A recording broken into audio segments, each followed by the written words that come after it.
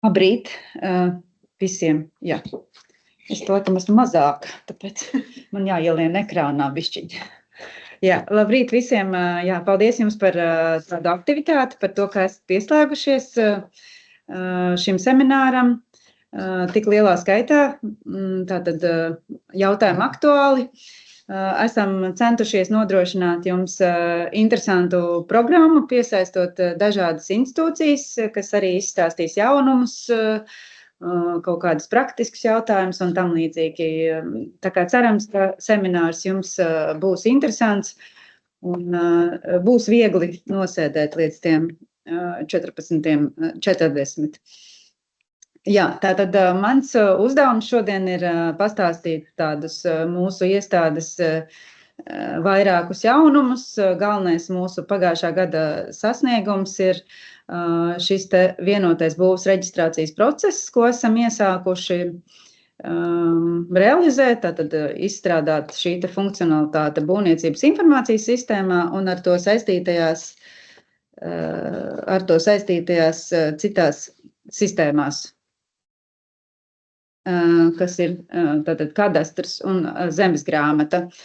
Tātad informācijai vienotais būvs reģistrācijas process ir tāda iespēja, ka cilvēkiem, tiem, kas ierosina būvniecību, ir iespēja to darīt tikai vienā sistēmā, faktiski darboties tikai būvniecības informācijas sistēmā. Un šis te iesniegums, ar ko sāk būvniecības informācijas sistēmā, tiek uzskatīts par iesniegumu visās pārējās saistītajās sistēmās, tas ir kadastrā un zemes grāmatā. Kopš šī gada 6. janvāra šis te process ir, varētu pat teikt, tā kā obligāts, tātad visos gadījumos, kad situācija atbilst nosacījumiem, zemes īpašnieks būvē būvi uz savas zemes, būvē jaunu ēku vai inženierbūvi, vai arī pārbūvē vai atjauno esošu ēku vai inženierbūvē telpu grupu, piemēram, to pašu dzīvokli. Šādos gadījumos automātiski tiek piemērots šis te vienotais būvs reģistrācijas process, kas nozīmē, ka cilvēkam faktiski pašam nebūs jāvēršās atsevišķi citās iestādēs. Viss šis te process noritēs cauri informācijas sistēmām, padodot tikai datus. Protams, cilvēkiem ir noteikti arī uzdevumi, un tas varbūt, kas ir mainīgs salīdzinot ar iepriekšējiem būvniecības procesiem, cilvēkam ir jānodrošina šādi dati būvniecības informācijas sistēmā, tātad pie būvprojekta ir jābūt pievienotiem ēkas stāvplāniem vai telpu grupas plāniem, kā arī ģenerāla plānu vektoru datnēm šajā te noteiktajā formātā. Un otrs, pie apliecinājuma par būvs gatavību eksploatācijai ir jāpievieno izpildmērījuma vektoru datnes un ēkas fotoattēli. Par to, kā to darīt, tad, protams, to arī visu var uzzināt mūsu informatīvajos materiālos. Svarīgi arī tātad, lai šis te strādātu, tad pirms šī te apliecinājuma iesniegšanas par būvs gatavību eksploatācijai cilvēkam ir arī jāapmaksā rēķins par datu reģistrāciju kadastrā un attiecīgā gadījumā arī par datu reģistrāciju uz zemes grāmatā.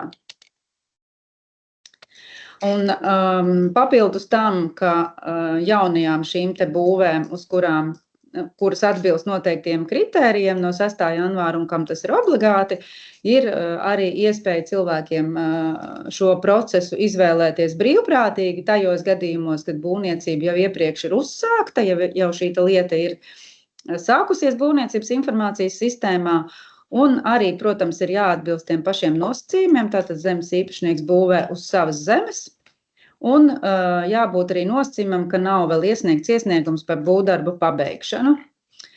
Un šeit arī, lai izmantotu šīs iespējas, cilvēkam ir jāveic noteiktas darbības. Tātad pie šī te apliecinājuma par ēkas gatavību eksploatācijai ir jānorāda informācija par ēkas īpašniekiem, ir jāpievieno jau iepriekš pieminētie dokumenti vektoru datņu formātā, šie te būvprojekta stāvplāni vai telpu grupas plāni un ģenerāla plāns. Un pie iesnieguma par būvdarbu pabeigšanu atkal ir jāpievieno šīs izpildmērījuma vektordatnes un ēkas fotoattēli noteiktajos formātos. Un, protams, arī jāveic vienotā rēķina apmaksa par reģistrāciju kadastrā un zemes grāmatā. Tātad abos šajos gadījumos, gan uz jaunām, gan uz vecām iesāktām būvniecībām, šo te procesu pie noteiktiem kritērijiem ir iespējams izmantot. Šeit nedaudz tāds vizuāls attēls par to, kā šie procesi varētu tikt salīdzināti. Tad kreisajā pusē jūs redzat līdzšinējo būvniecības procesu, kurā tādas lielās sadaļas tā kā minētas, kas cilvēkam ir jādara, un kopumā šis process iepriekš varēja aizņemt līdz 8 mēnešiem. Savukārt, ja mēs paskatāmies labajā pusē, kur ir attēlots process šajā vienotajā būvs reģistrācijas procesā, jūs redzat, ka ir mazāk soļi, vairāk soļi tad ir apvienoti, un šis process ir būtiski samazināts līdz 2 mēnešiem. Tipiskā gadījumā tad šo procesu var realizēt. Un pamatā tad šie soļi ir balstīti uz datu ceļošanu sistēmās, tātad cilvēkiem nav jāiet un jāraksta iesniegumi un jāvēršās vairākās iestādēs. Šeit mazliet dati par to, kā vienotais būvs reģistrācijas process ir strādājis pirmo 3 mēnešu laikā. Tātad jau no 6773 būvniecības pabeigšanas iesniegumiem 904 ir kādā no noslēguma posmiem. Un no šiem objektiem 481 gadījumā dati ir reģistrēti kadastrā, 105 gaida būvvaldes lēmumu, 58 rēķina apmaksu, un 47 gadījumos šobrīd vienotais būvs reģistrācijas process ir pilnībā noslēdzies. Tātad vai no ar datu reģistrāciju kadastrā vai zemes grāmatā.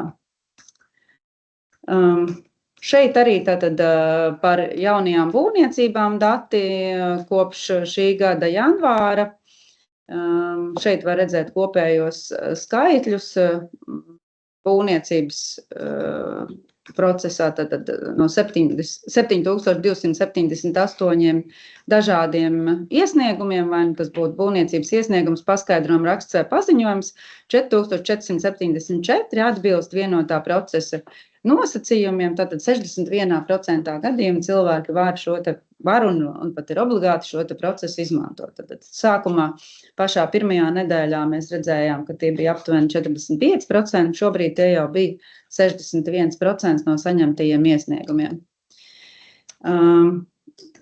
Dažas varbūt tādas atziņas no šiem pirmajiem mēnešiem vienotā būvs reģistrācijas procesa ietvaros. Pamatā esam tikuši galā ar dažādām neskaidrībām, un galvenais varbūt, kas jāatcerās ir cilvēkiem, kas izmanto šos procesus, ir tas, ka nevajadzētu nepamatoti būvniecības ieceres iesniegumā atzīmēt, ka būvniecības objekta īpašnieks sakrīt ar saistīto zemesienības īpašniekiem, ja tā nav. Un tas pamatā veidojas gadījumos, kad tiek plānotas inženieru būvs, kas aptver vairākas zemes, kam ir atšķirīgi zemes īpašnieki. Piemēram, pašvaldība izbūvē trotuārus vai apgaismojumu un tam līdzīgi. Tātad šajos gadījumos būvs objekta īpašnieki nesakrīt ar zemesienību īpašniekiem. Būtu atbildīgi jāpieiet tam, lai kļūdaini šo informāciju nenorādītu, jo tad gan pēc tam ir grūtāk jau šo jautājumu risināt. Un arī nereti tiek dažādas kļūdas konstatētas iesniegumos par būvdarbu pabeigšanu, iekļauti neaktuāli kadastra apzīmējumi, tie tiek dzēsti laika posmā no rēķina saņemšanas, pieprasīšanas līdz iesnieguma iesniegšanai, un tad arī attiecīgi tādas kļūdas var rasties procesā. Tāda papildus jaunuma šajā vienotajā būvs reģistrācijas procesā ir arī jaunbūvju reģistrācija, un tā ir spēkā no šī gada 1. aprīļa, tātad vēl tikai šajā mēnesī sākus darboties, un pamatā šī jaunbūvs reģistrācija ir nepieciešama tieši hipotekārās kreditēšanas procesos, vai arī kādos varbūt citos gadījumos, kad ir nepieciešams zemes grāmatā ierakstīt tiesības uz ēku, pirms tā ir nodota eksploatācijā. Un arī šis process tātad mums šobrīd ir uzsākts vienotajā būvs reģistrācijas procesā. Un tātad šeit arī ir jāizpildās līdzīgiem nosacījumiem. Tātad jaunbūve ir uzbūvējis uz savas zemes īpašnieks, tātad sakrīt atkal šie te īpašnieki. Ir pievienot arī obligātie visi dokumenti un dafnes, un arī tajos gadījumos, kad vēl nav iesniegums par būvdarbu pabeigšanu, vai arī nav attiecīgās atzīmes. Jā. Šeit īsa informācija par to, kur varat sīkāku informāciju iegūt par vienoto būvs reģistrācijas procesu un kā rīkoties. Tātad mūsu mājaslapā ir gan šīs te īsās informatīvās informācijas lapiņas par to, lai saprastu, kas tas ir un kāda ir galvenās atšķirības, kā arī varat piedalīties un paskatīties jau šos te garākos mācību materiālus par vienotās būvs reģistrācijas procesa ieviešanu sistēmā, un jau 2 atsevišķi video tieši par to, kā izveidot būvniecības ieceri jaunā procesa ietvaros, vai arī esošo būvniecības ieceri pielāgot vienotiem būvs reģistrācijas procesā. Aicinam iepazīties ar šo informāciju mūsu mājaslapā bis.gov.lv, vai arī izmantot BIS atbalsta dienesta tālruni, ko arī redzat šeit savā ekrānā. Papildus šim te vienotam būvs reģistrācijas procesam gribējām iepazīstināt ar vēl vienu jaunumu, ko esam piedāvājuši jums kā lietotājiem no 10. aprīļa šī gada, un tas ir jauns izstrādāts, šobrīd testēšanas režīmā ir pieejams šis te risinājums, kas ir balstīts uz mākslīgā intelekta tehnoloģijām, mūsu mākslīgā intelekta asistents.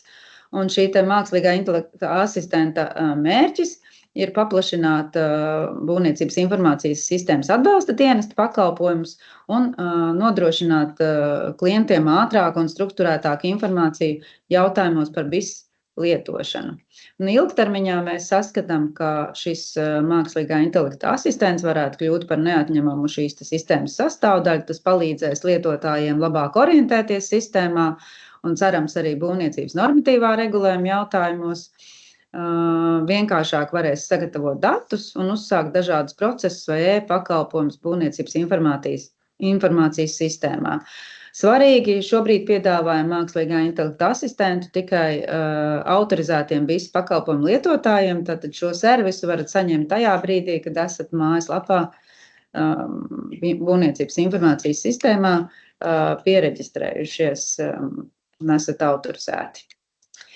Tātad šis te asistents šobrīd mums ir testēšanas režīmā, un tam, protams, mums ļoti ir svarīgi lietotāji, lai lietotāji to sāktu izmantot, un mēs skatītos, kāds varētu būt, kāda ir interese un kādas ir kļūdas. Protams, ka tās atsevišķos gadījumos var būt nepilnīgas vai kļūdainas, un te mēs, protams, sagaidām lietotāju iesaisti.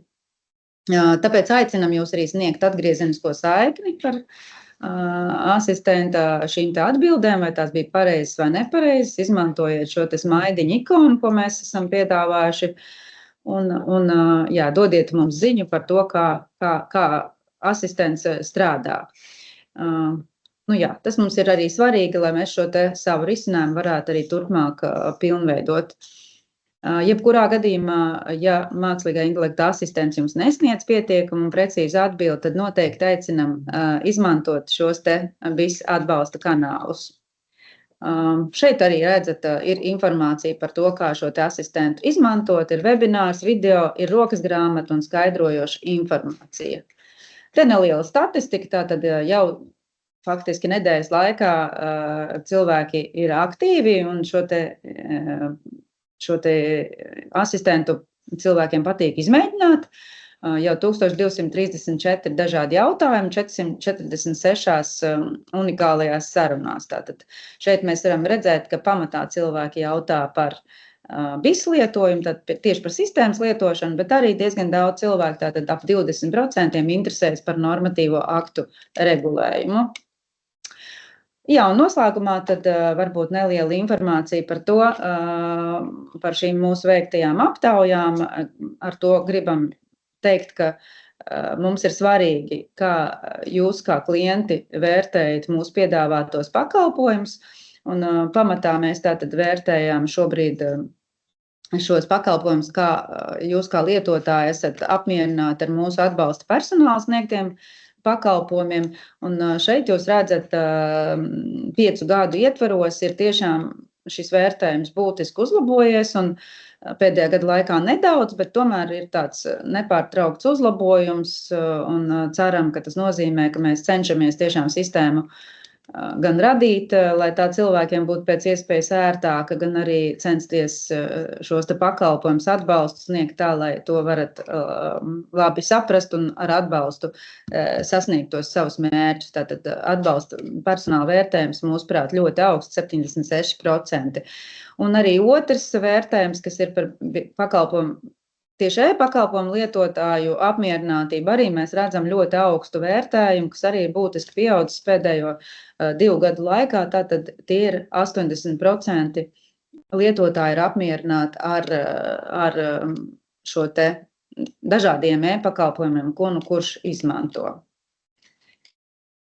Jā, tātad tā bija pagājušā gada beigas, un jā, jūs redzat, ka tiešām ir diezgan liela šī te e-pakalpojumu izmantotāju aktivitāte, un mums ir tiešām 47,000 dažādas anketas, tā kā mēs varam izvērtēt šos te rezultātus, tie ir tiešām tādi ticami, un arī redzam tur tās idejas, ko mums vajadzētu uzlabot.